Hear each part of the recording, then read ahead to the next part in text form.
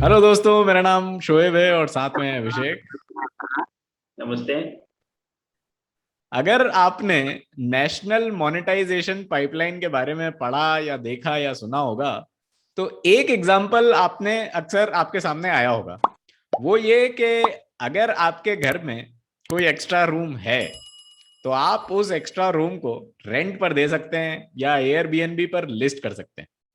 इससे ये extra room वाली जो एसेट आपके पास है, वो उसका यूटिलाइजेशन भी होगा और उसका मोनेटाइजेशन भी होगा।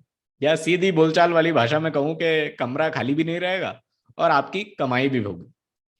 तो ऐसे ही अगर सरकार के पास कुछ एसेट हैं, तो उन एसेट्स को मोनेटाइज क्यों नहीं किया जाना चाहिए? अगर आप करेंगे तो ऑब्वियसली सरकार की इनकम बढ़ेगी। अब इसमें दो बातें हैं। पहली तो ये कि अगर आपके घर में एक्स्ट्रा रूम हैं, तब तो किसी पेइंग गेस्ट को रखना ठीक है। लेकिन अगर एक्स्ट्रा रूम ही ना हो, तो क्या आप घर में रहने वाले किसी व्यक्ति को घर से बाहर करके पेइंग गेस्ट को लेकर आएंगे जस्ट बिकॉज उससे आपकी इनकम बढ़ेगी? ऐसा आई होप आप नहीं करेंगे। रेलवे ट्रैक्स का अगर मैं एग्जांपल लूं, तो 2017 की एक रिपोर्ट है कि इंडियन रेलवे के 40% ट्रैक्स अपनी कैपेसिटी से ज्यादा इस्तेमाल हो रहे हैं। अब अगर पेइंग गेस्ट की ट्रेन आएंगी, तो कहीं हमारे घर की ट्रेन बाहर ना हो जाए। ट्रैक इंफ्रास्ट्रक्चर भी एक एसेट है जो मोनेटाइजेशन के लिए लिस्टेड है। वैसे नीति आयोग की एक रिपोर्ट है ऑन नेशनल मोनेटाइजेशन पाइपलाइन, वो डिस्क्रिप्शन में लिंक रहेगी, अगर आप उसको देखना चाहें तो उसे आप देख सकते हैं। अब दूसरी बात यह कि एसेट मोनेटाइजेशन के लिए क्या कोई लाइन ड्रॉ की गई है? फॉर एग्जाम्पल के ये ऐसे एसेट्स हैं जो हम कभी भी मोनेटाइज नहीं करेंगे। लेकिन फिर क्या कोई लाइन ड्रॉ करना भी चाहिए? ऐसा करना ठीक भी होगा। जैसे क्या आप इमेजिन कर सकते हैं कि प्राइम मिनिस्टर का ऑफिशियल रेसिडेंस, उनका ऑफिशियल घर, किसी बड़ी इवेंट के लिए रेंट आउट कर दिया जाए? आफ्टर ऑल उससे भी फंड्स तो जनरेट होंगे। और अगर आपको लगता है कि यार ये कैसा अजीब एग्जाम्पल है, ऐसा थोड़ी होता है, तो इसी महीने पाकिस्तान की एक खबर शायद आपने मिस कर दी। प्राइम मिनिस्टर इमरान खान का ऑफिशियल रेसिडेंस रेंट के लिए अवेलेबल है। देखने लायक होगा कि कोई बड़ा इंडस्ट्रियलिस्ट अपने बच्चों की शादी का रिसेप्शन पाकिस्तानी प्राइम मिनिस्टर के ऑफिशियल रेसिडेंस के लॉन में करवाए। खैर, पाकिस्तान से वापस आते हैं और हमारे यहाँ की जो एसेट मोनेटाइजेशन की पाइपलाइन है, उस पाइपलाइन के अंदर हमें लेके चलेंगे अभिषेक। अभिषेक, ओवर टू यू। शोएब इस इंट्रोडक्शन में बताया कि आज हम बात करेंगे नेशनल मोनेटाइजेशन पाइपलाइन की। सबसे पहले मैं इस पे जाऊँ सर, एक ये पॉइंट मैं आपको बताना चाहता हूँ कि जरूरत क्यों पड़ी, क्यों सरकार अपनी एसेट्स को मोनेटाइज कर रही है, जो सरकार का कहना है। सरकार ने 2020 में नेशनल इंफ्रास्ट्रक्चर पाइपलाइन लॉन्च की थी। उसमें ये था कि सरकार ने बोला था कि हम अगले 5 साल में, फाइनेंशियल ईयर 2020 से फाइनेंशियल ईयर 2025 तक इंफ्रास्ट्रक्चर प्रोजेक्ट पे 111 लाख करोड़ रुपए हम खर्च करेंगे। अगर आप पर ईयर का निकालें कि पर ईयर कितना खर्च होगा, तो वो था कि लगभग 22 लाख करोड़ पर हर साल इंफ्रास्ट्रक्चर प्रोजेक्ट पे खर्च हो गए।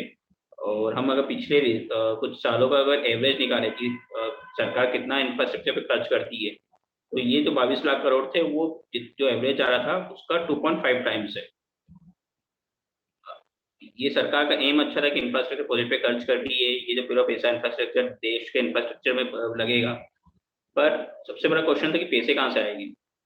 सरकार का बजट सीमित थे, आप अपना खर्चा 2.5 टाइम्स बढ़ा रहे हैं, तो उसके लिए आपको पैसे कहाँ से करेंगे, किसी से रिसोर्स आएगी।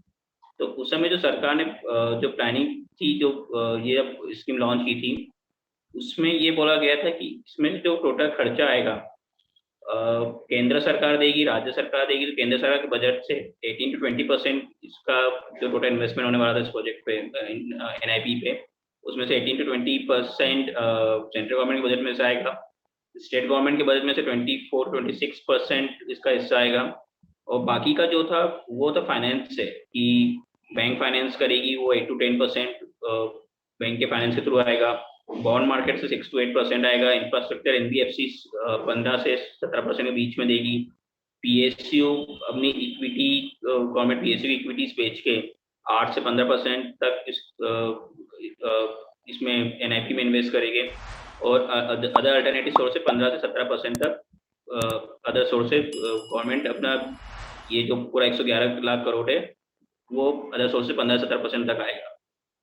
अब इसी कड़ी में कि गवर्नमेंट ने कि अब ये किया है कि अब गवर्नमेंट अपनी असेट्स को मोनेटाइज करके, सिंपल भाषा में बोले कि सरकार अपनी जो असेट्स है, जितनी केंद्र सरकार की असेट्स है, उनको लीज पे देगी। उस लीज से जो पैसा आएगा उसको नेशनल इंफ्रास्ट्रक्चर पाइपलाइन पे खर्च किया जाएगा। यानी कि सरकार अपने एग्जिस्टिंग इंफ्रास्ट्रक्चर को लीज पे देगी, उस लीज से जो पैसा आएगा उसको नया इंफ्रास्ट्रक्चर बनाने में यूज करेगी।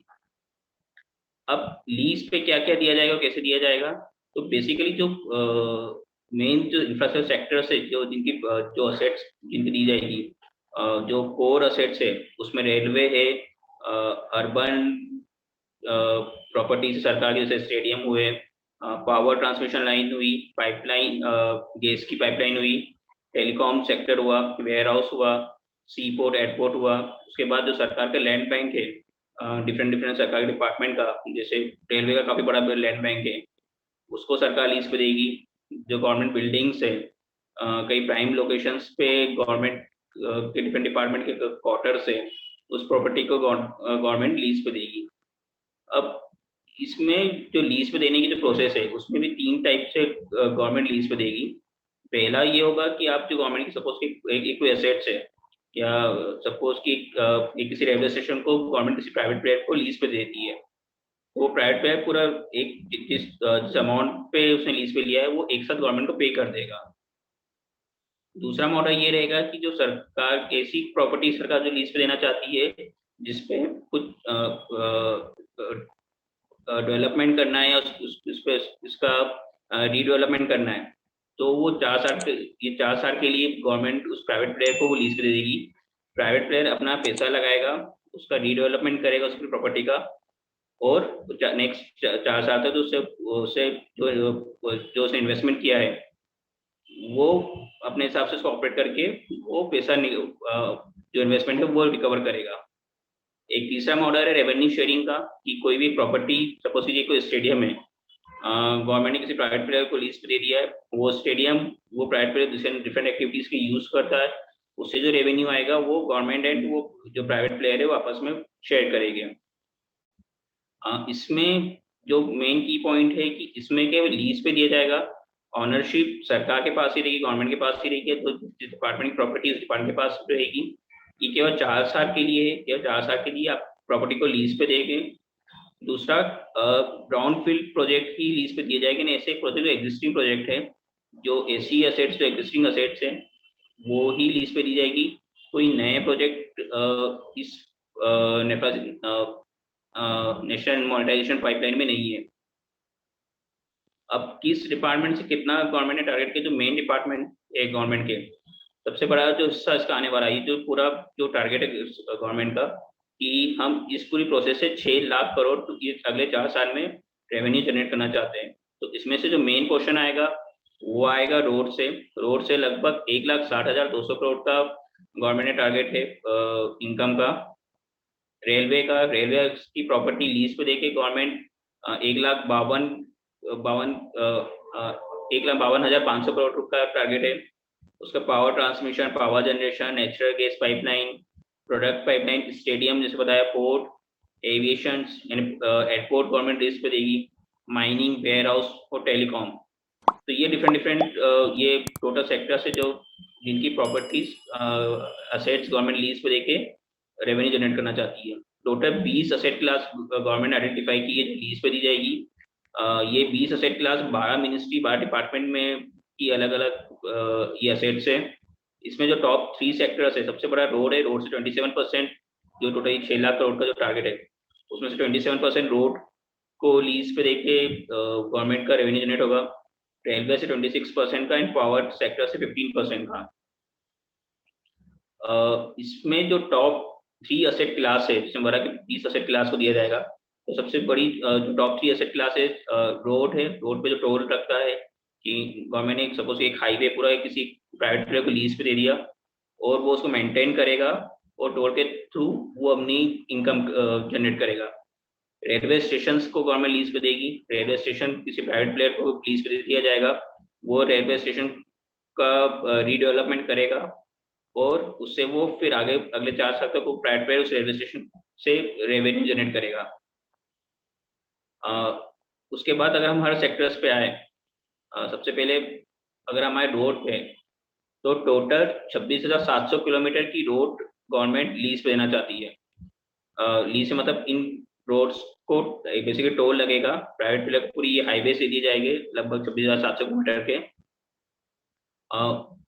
इस 4 किलोमीटर ये 4 साल में वो प्राइवेट प्लेयर इस रोड की मेंटेनेंस भी करेगा और टोल से वो उनकी जो इनकम होगी, जो भी मेंटेनेंस में खर्चा आ रहा है, वो टोल लगा के वो उससे अपना रेवेन्यू जनरेट करेगा।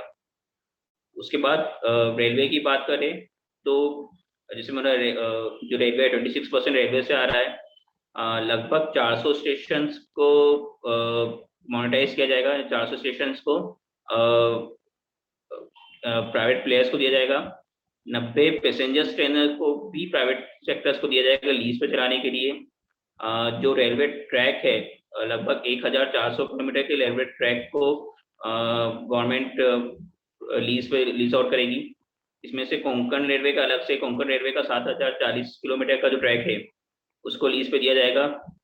हिल रेलवे स्टेशन से जो रेलवे ट्रैक है, तो 4 स्टेशन और जो हिल रेलवे ट्रैक है, उसमें से 2000 लगभग 2240 किलोमीटर रूट को रेलवे हिल रूट्स को गवर्नमेंट मॉनिटाइज करेगी।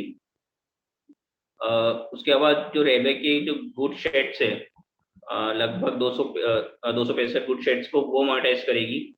और जो रेलवे स्टेशन की बात करें, जो बड़े रेलवे स्टेशन है जिसको गवर्नमेंट मॉनिटाइज करने वाली है, जिसको लीज पे देने वाली प्राइवेट प्लेयर को, उसमें है दिल्ली, मुंबई का छत्रपति शिवाजी महाराज टर्मिनल, नागपुर, अमृतसर, तिरुपति, देहरादून, ग्वालियर, साबरमती, नेहरू और पुदुचेरी। उसके बाद टेलीकॉम की, जो टेलीकॉम एक से जो टोटल ओवरऑल जो रेवेन्यू शेयर है टेलीकॉम का, वो 6% रहेगा। टेलीकॉम में क्या करेगी, जो भारत संचार नेट की फाइबर लाइन से उसको वो अदर प्लेयर्स को लीज पे देगी। भारत संचार की लगभग 2.86 लाख किलोमीटर की फाइबर लाइन से उसको वो दूसरे प्लेयर्स को लीज आउट करेगी।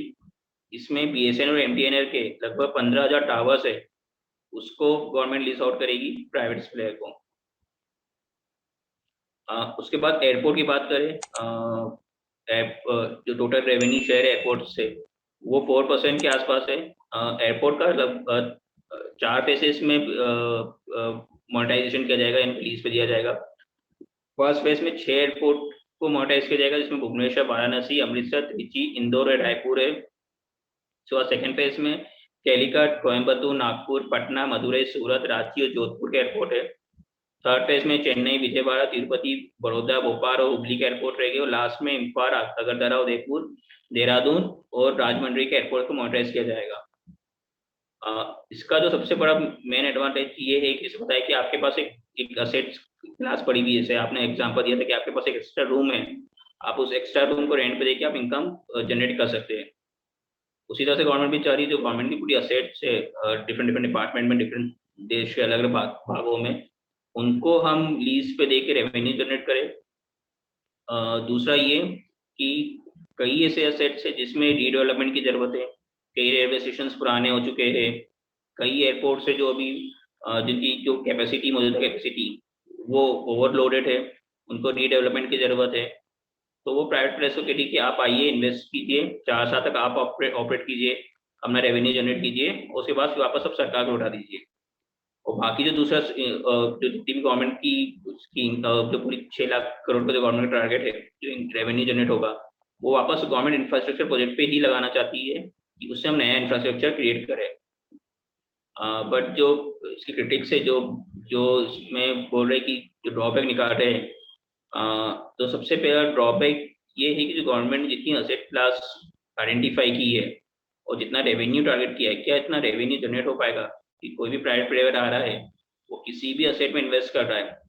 सपोज कि मैं एक एयरपोर्ट को मैं लीज पे ले लेता हूँ, उसका पूरा रीडेवलपमेंट में करता हूँ, पूरा पैसा लगाता हूँ, तो क्या 4 साल में मेरे को इतना रेवेन्यू जनरेट होगा कि जो मैंने जितना खर्चा किया है वो निकल जाए, क्या प्लस में इतना प्रॉफिट कमा पाऊंगा?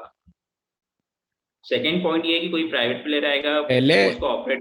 पहले वाले पॉइंट में मैं सिर्फ ये ऐड करना चाहता हूँ कि क्या इतना रेवेन्यू जनरेट हो पाएगा या नहीं, ये तो बिजनेस डिसीजन है। ये इसमें गवर्नमेंट का क्या लेना देना है? ये तो बिजनेस जो आके इन्वेस्ट करेगा उसका डिसीजन है, उसकी केस स्टडी है, उसको स्टडी करना पड़ेगा और फिर डिसाइड करना पड़ेगा कि ये जो भी एसेट है इसे उन्हें रेंट पे लेना चाहिए या नहीं। हाँ, नहीं वही मैंने बताया, तो मेरा ये पॉइंट था कि जैसे गवर्नमेंट ने फॉर एग्जांपल मैंने एयरपोर्ट का एग्जाम्पल फर्स्ट फेज में 6 एयरपोर्ट को गवर्नमेंट मोनेटाइज करना चाहती है, उससे सबने अलग अलग उन्होंने टारगेट भी फिक्स कर रखे। जैसे मैं बताऊंगा डिटेल में बताऊंगा, भुवनेश्वर से 900 करोड़ का उनका टारगेट है, वाराणसी से 500 करोड़ का है। फॉर एग्जाम्पल 500 करोड़ का गवर्नमेंट एक टारगेट लेके चली कि मैं मोनेटाइज करूंगी वाराणसी एयरपोर्ट, तो 500 करोड़ की इनकम होगी। बट कोई प्राइवेट प्लेयर आता है, वो सोचता है कि मैं 500 करोड़ इन्वेस्ट कर रहा हूँ तो क्या मैं 500 करोड़ रिकवर हो गए, ऐसा नहीं हो कि ये अनसोल्ड रह जाए। तो करेक्ट। गवर्नमेंट अपने टारगेट शॉर्टफॉल हो जाएगी, तो 6 लाख करोड़ का उनका टारगेट है, उससे उसका शॉर्टफॉल हो जाएगा कि छः, जब वो चाहते थे 6 लाख करोड़, बट पता पड़ा 4 साल बाद उनकी टोटल इनकम हुई 4 लाख करोड़, क्योंकि प्राइवेट में इंटरेस्ट नहीं रहती, प्रॉपर्टी अनसोल्ड है, अनसोल्ड मतलब लीज पे गई नहीं, रेंट पे ही नहीं गई। भाई बेसिकली ये विन विन है। एसेट रेंट आउट करने से गवर्नमेंट को भी इनकम होनी चाहिए और जो रेंट पे ले रहा है उसकी भी इनकम होनी चाहिए। राइट।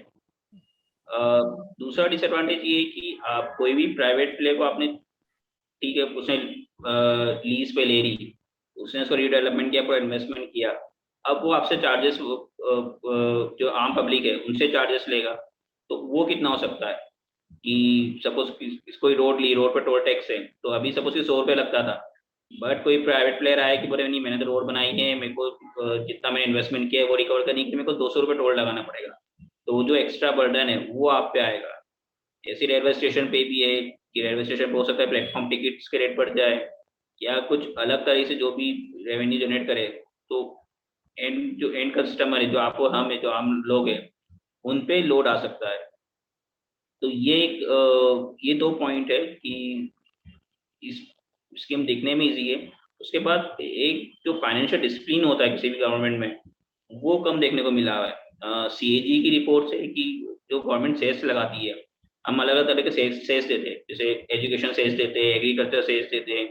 वो सेस इसलिए लिए जाता है, एजुकेशन सेस इसलिए जाता है कि वो एजुकेशन सेक्टर पे खर्च होगा, एग्रीकल्चर सेस इसलिए लिया जाता है कि एग्रीकल्चर सेक्टर पे खर्च होगा।